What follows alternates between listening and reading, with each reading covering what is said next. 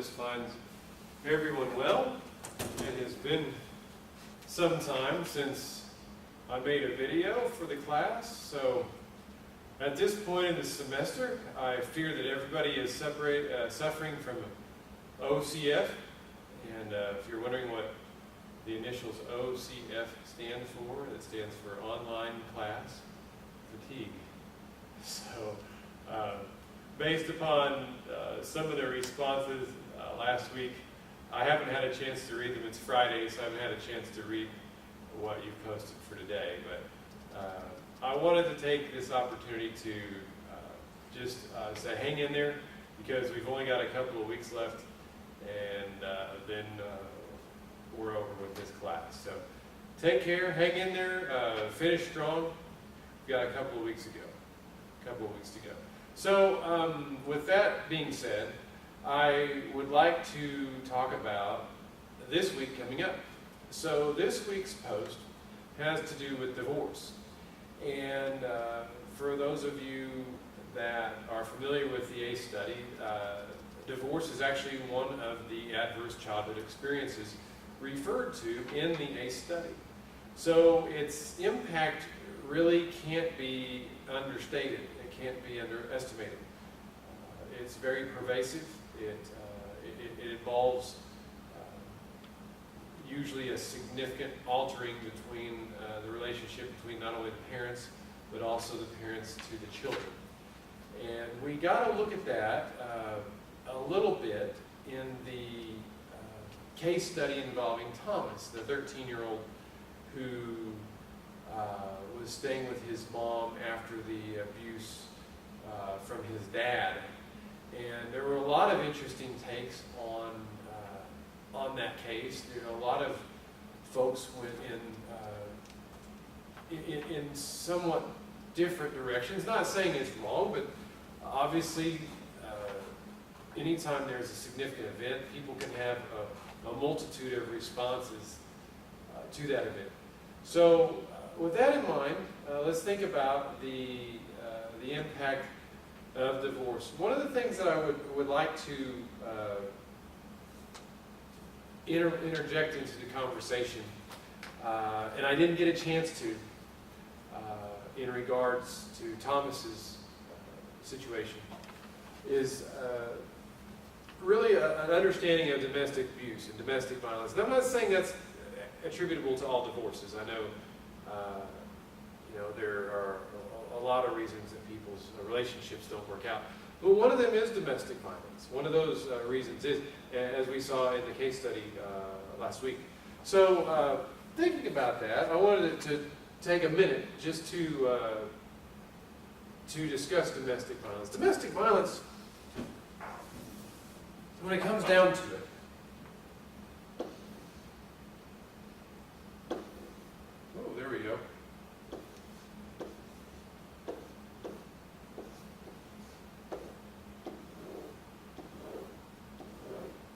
Is about control. It is about one partner's inability to accept that they don't control everything, that they don't actually control another person. And a lot of times you'll see well,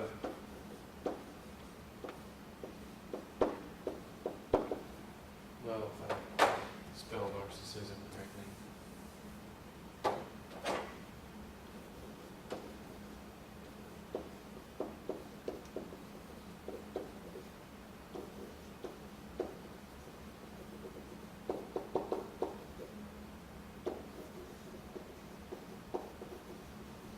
Many times you'll see that narcissistic personality disorder is to blame. I'm not saying that necessarily is to blame, that the abusers are to blame in the relationship, but many times the abusers have narcissistic personality disorder, which is significantly dysfunctional for not only them but others around them.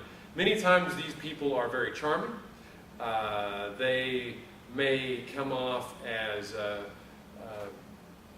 very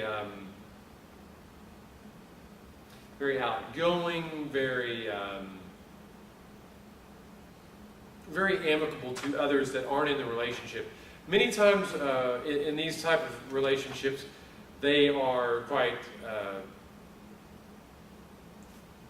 I guess you'd say, chivalristic in the beginning, where they want to do everything for their partner. They want to lavish them possibly with gifts, with attention.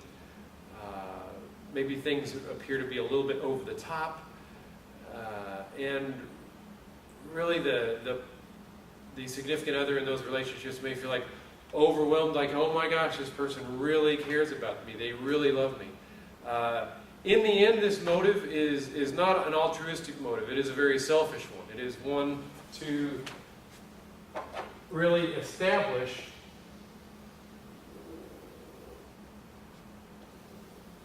overarching control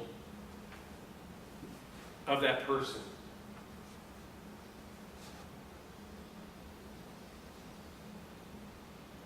And so these are some of the things that you'll see in a domestically violent, not necessarily domestically violent. There are domestically abusive relationships where you have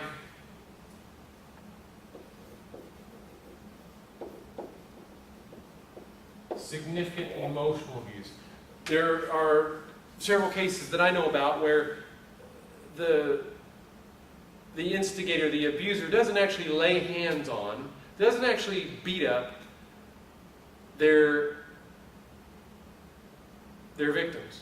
They emotionally humiliate, emotionally manipulate their victims.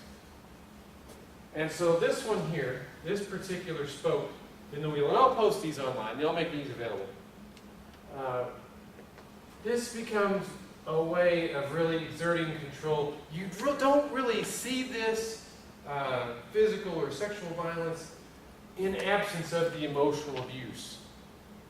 The emotional abuse and manipulation, here's intimidation, coercion, and threats, isolation. There's a lot of things. So emotional abuse, putting her down, making her feel bad about herself, calling her names, making her think she's crazy, playing mind games, humiliating her, making her feel guilty like it's her fault. People with narcissistic personality disorder have an extremely difficult time taking responsibility for their own behaviors. In other words, it's always someone else's fault. May use intimidation, maybe just a bad look, or smashing things, destroying property, maybe displaying weapons. A lot of things, subtle intimidation, maybe open threats. A lot of times these folks may threaten to leave or commit suicide. Or maybe they'll intimidate or manipulate by saying, okay, well, I'm going to report you to child welfare for being a bad mom. It's not about love.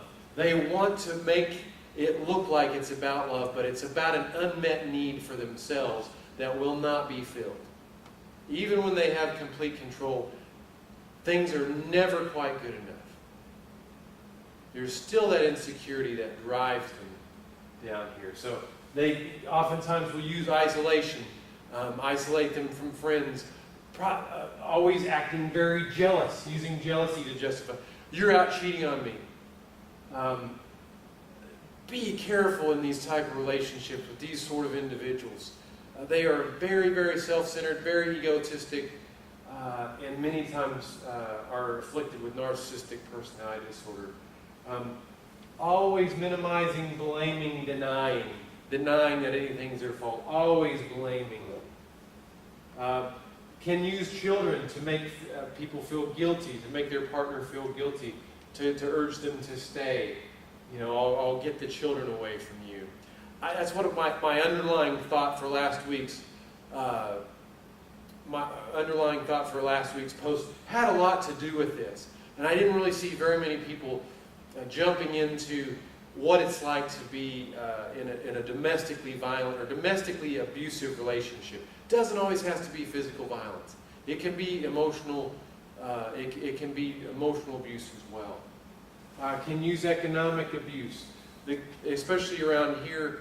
Women do not make as much as men. If you look at the poverty statistics, There are overwhelming numbers of women living in poverty receiving public assistance for their children as a single parent versus men. About 10 to 12% of men as single parents receive public assistance, whereas about, I'd say, 50 to 70% of women who are single parents receive public assistance because they can't make as much money as men here. It's that simple. The jobs have to do with physical labor, have to do with, and I hate to sound sexist, but that's just the way it is. I'm not being sexist. I'm just kind of stating reality that somebody that goes out on the oil field makes considerable more than somebody that works as an office administrative assistant. Male privilege, speaking of that, the male privilege, treating her like a servant, abusing a man's role versus a female role, and you see that a lot here in our location in Oklahoma. So be aware of this when you counsel folks. Be aware of this as you go into the divorce discussion, and really kind of look at this retrospectively on the Thomas's situation. Anytime there's an abuse going on, physical abuse, you can bet your last dollar that there's emotional abuse, and really the emotional abuse goes in along with all of this here. Emotional games, mind games being played. That being said, I will post this information online and hope to see some good discussion this week. If you have any questions, as always, feel free to contact me. Otherwise, look for a post very soon about the final. We will have a face-to-face video chat for our final, so that should be interesting. But it should also be less typing for you. I know some maybe anxiety-provoking for some folks, but really don't let it be. It's just a chance for us to kind of sit down and talk about what you'll take away from the semester. So looking forward to that, and look forward to seeing your post this week. Take care.